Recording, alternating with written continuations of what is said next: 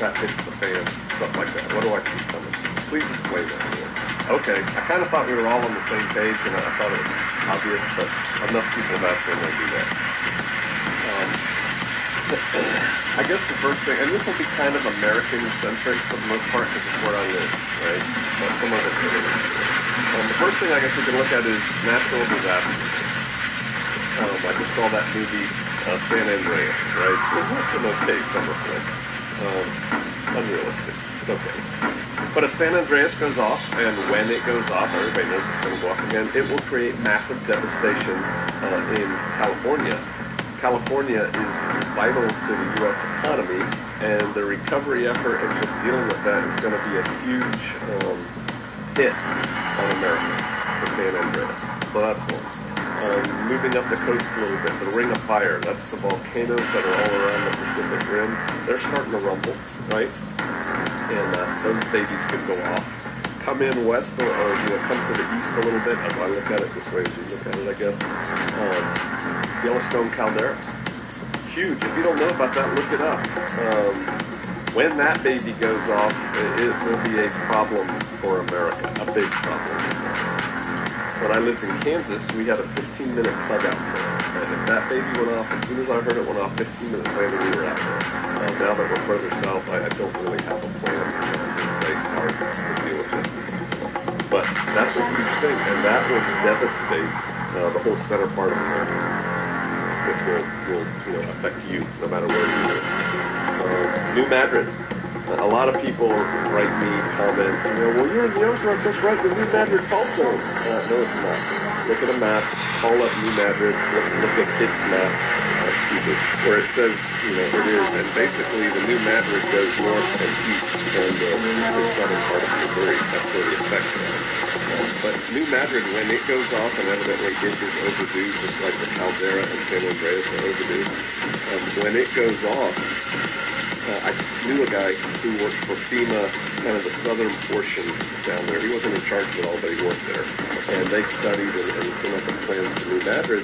And he told me that if New Madrid goes off, every bridge south of St. Louis across the Mississippi is going to be inoperable. And it's not just the bridges and the traffic, it's also the gas and oil pipelines that go under there and the fiber optics that go under all those bridges gone.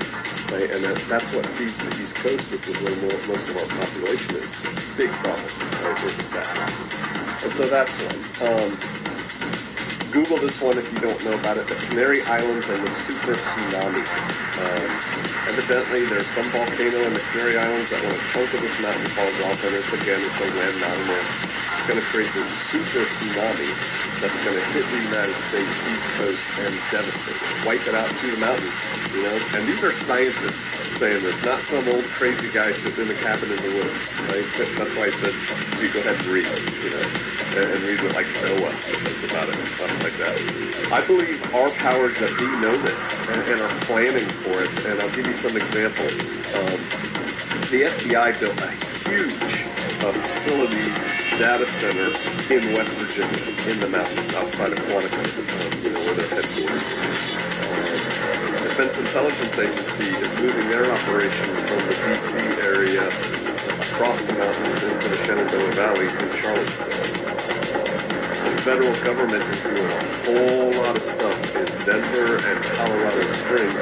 I believe they're starting to create like an alternate headquarters if you look at that and kind of read all the little news snippets. Somebody, was it the Fed, was it Wall Street? I don't know. I'm not a financial guy. I know they're talking about that. They're moving their headquarters, or they're setting up an alternate headquarters in Chicago, just in case, getting it out of New York, right? Yeah, I think they know something's coming, potentially coming, and so they're trying to get out of it. So that tsunami is one.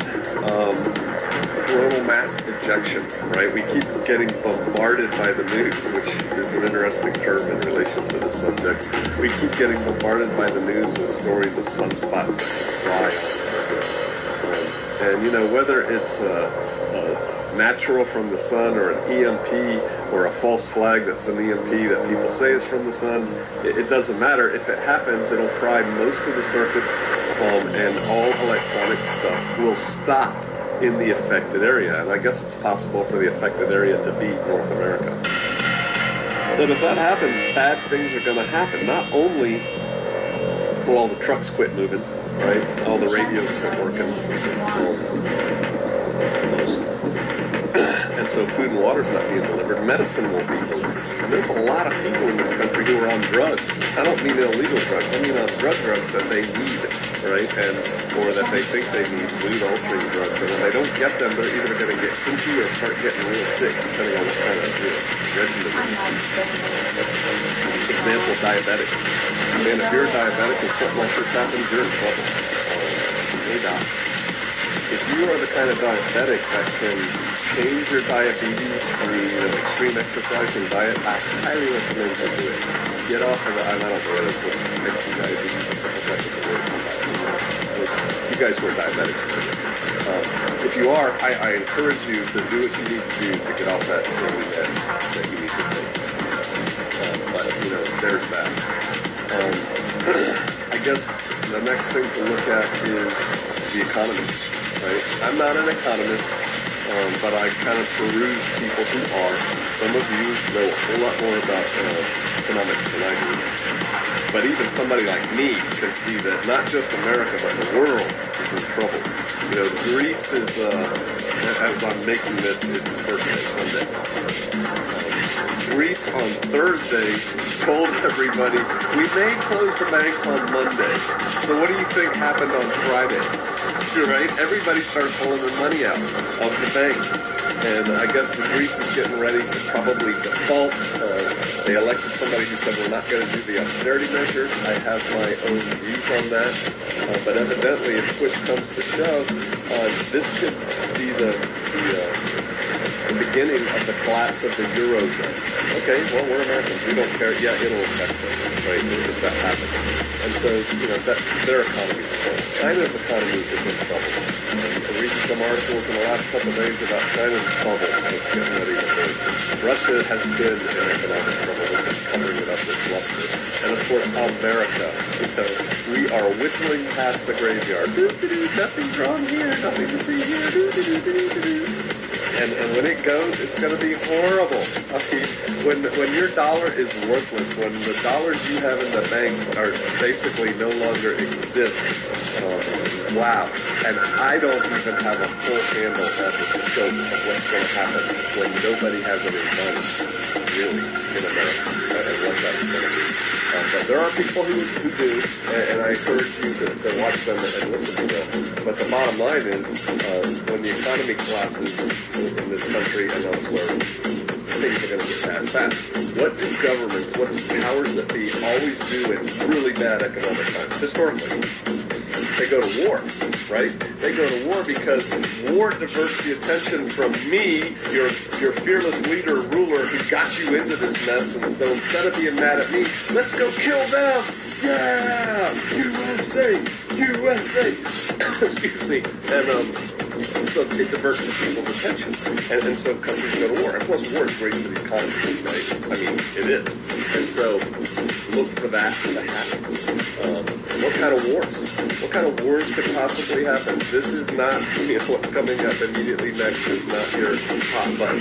It is your hot button. I'm going to disable it to go off on tangents and scream about this, that, or the other thing. But the reality is war is coming between Israel, Iran, Syria, that whole thing. Doesn't matter why, it matters that it is. And when it does, that's going to affect a lot of things. It's probably going to affect you in America, right? No rednecks sitting there and so that's Russia is trying to reassert herself and kind of regain, if you will, its influence in the former Soviet Union, all the fucking border states. And I do not blame her for that at all. Because low battery, get this page going. And so, look at Ukraine. If you read the news, we are putting forces in place in Ukraine. Russia's putting forces in place in Ukraine. There's a fight coming. And anytime there's a fight between the U.S. and Russia, or the U.S. and China, that's bad. That's what Russia is doing. Right? So keep an eye on that. China's inserting herself in the South China Sea. Her neighbors don't like it, and she's like pumping sand up from the ocean and making islands and then putting airfields on them. It's all about oil. Right? It's all about oil, which is another whole video that I'm running out of battery. So China and the neighbors and people getting antsy out there.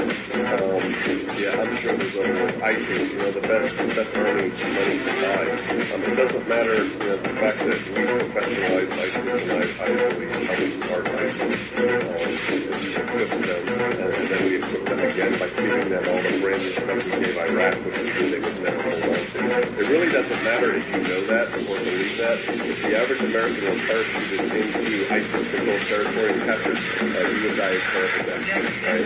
And so it is what it is. It doesn't really matter why, and that's kind of an important thing. Another thing, race war, right? Which is exacerbated, it's made worse by economic downturns.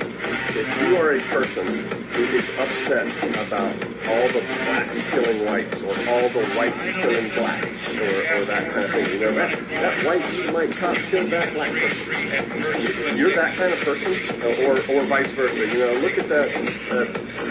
I don't use words like that, but look at that black person who killed that white man, whatever. If you're a person who gets upset about that and comments on social media about that, understand this: you're being played.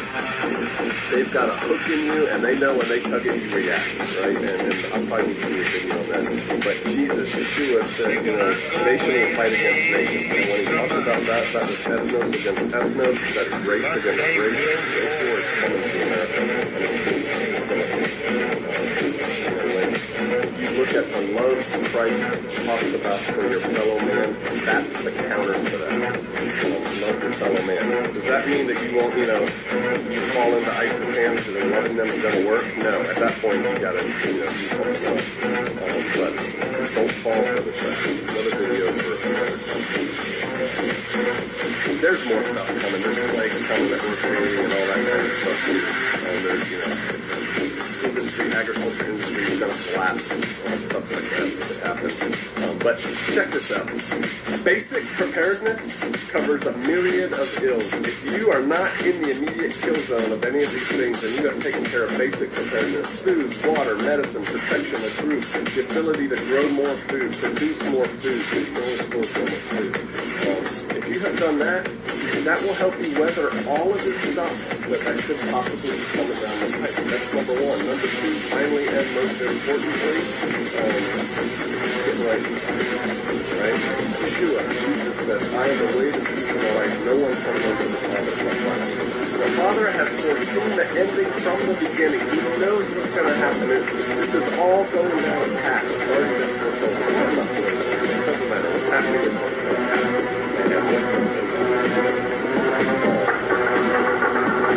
We are in a fight. We want to talk about, us versus them, because if it's ever us versus them, we always side with us, right? And so if the powers that be, the black hand, we must act today in order to preserve tomorrow. Us versus them, we're always going to choose us and fight against the other. And so if we want to talk about us versus them and the other, there's two sides of this coin. There's Yahweh, the Father, who is God, the Lord, and the better picture. And the time is passing. So find Jesus. This is not the religious channel. If you want more instruction on that, go to YouTube channel, click on that, but yeah, get prepared. Stuff's coming. I may see you up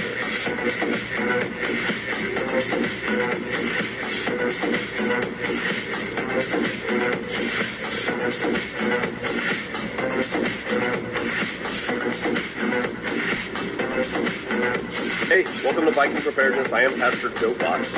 This video is for those of you who are just waking up to the concept that, wow, I am unprepared and I need to get prepared because stuff's fixing to happen. Or maybe you have friends who are just saying, hey, I don't even know the first thing to do to get prepared. What do I do? Okay, so this video is for those of you. If you have a friend like that, send them a link to this video.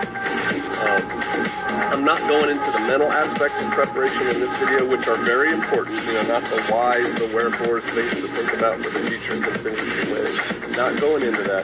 I'm just giving people concrete steps to take very soon, now, to get prepared so they can go, okay, at least I'm ready. All right, people seem to like those kinds of things. So the first thing I'd like you to do, please, is go inventory the food in your house. I am not talking about the food that's in your refrigerator or your freezer. I'm talking about the food that's in your cupboards or on your shelves, right? Go look at your food. You should have in your house food that does not require any preparation. I'm talking about like soup, right? Like a can of soup tastes better if you warm it up, but you can eat it without warming it up, right? Pasta, you gotta cook it, right? So I'm talking about already prepared food for 2 weeks for you and your entire family. You should be able to stay in your house with the doors locked and have 2 weeks worth of food to eat with no worries and no preparation. So what kind of food are we talking about? I'm talking about soup. I love Progresso soup. It's like basically a meal in a can, right? Meats. Think about protein. You can get protein in peanut butter, and I like peanut butter and jelly and tortillas because they last a long time, right? So that's another good group, and peanut butter has protein in it. But other protein is meats, right? Sardines, tuna. They make the little foil packs of chicken now, that kind of thing. Get some meat, jerky, put some meat up. Vegetables. You can get all kinds of canned vegetables, canned corn, canned peas, get some canned veggies. Crackers. Crackers are a good filler, and it makes an excellent device to put peanut butter in your mouth on a cracker. You can get mayonnaise. I would suggest you get the little jars of mayonnaise, though, because your power may be out, so you're going to want to open it, mix it with tuna or chicken salad or something, and eat it all, since you're not going to get leftovers, that kind of thing. What else do you get? Pudding cups, fruit cocktail, just food that requires no preparation. I'm sure when I'm going through food, I'm like, you didn't tell them about this. But just get food for 2 weeks for your whole family. If you're going to err on the side of too much food, not too little food. You're going to probably be working harder than you do now physically. You're going to be hungry. And so take care of that. Food that requires no preparation. I'll try to put the link down here on bug out bag food. I think I called it Bob Meals or Bob Food or something like that. I designed, big deal, right? I'm sure that's what I do. Bug out food for a bug out bag. And it's basically like, ramen and little tuna packets and power bars and hot cocoa and, stuff like that. I did a video on it. Please put together 3 days worth of rations for everybody in your family. This is in addition to the 2 weeks of food. Because the next thing I want you to do is put together bug out bags for your whole family. Everybody, 7, 8 years old and up should have their own bug out bag. There's a bazillion videos on YouTube about bug out bags. You do not have to build $1,000 bug out bag at this point. Really what you need to do is get bags for every member of your family. You can get a book bag at Goodwill for like 50 cents. And just start putting shelter, fire, food, water, duct tape, just put stuff in there so that if you and your family had to leave your house and walk out into yon woods and live for 3 days, you could survive. Okay, and again, bug out bag, construction theory, everything, lots of stuff on that. I have a great blog, Viking Preparedness at blogspot.com, and then there's a search box and you can just type in Bob POB, and I've got all kinds of stuff written on that, so you can go check that out. So put together Bobs for every member of your family. The next thing, and these things are all kind of simultaneously, but this is immediate steps, right? The next thing I need you to do, please, is start storing water. If, God forbid, you're still drinking soda, carbonated water with high fructose corn syrup and food coloring in there. Well, if you're still drinking that, save your 2-liter bottles, rinse them out in the tap. All I gotta do is rinse them out, dump them out, fill them up with water, cap them, and stick them in a dark place, like a back of a closet somewhere. Just start doing that with all your bottles. If you don't drink soda, good for you. Ask your coworkers to save your bottles. Tell them you're doing a project or just doing something or whatever. Tell them to do it. But start saving your bottles and fill enough water. Maybe the cran apple, juice bottle kind of things that look like jugs. They need to be kind of washed out with soap, a little bit of soap. Make sure you rinse them good. The same thing. Fill them up with water. Stick them in a dark place. Stick them in a dark place because if you don't, if enough water. Ideally, you would have 2 weeks worth of water in your house, and that really rough calculation is a gallon per person per day.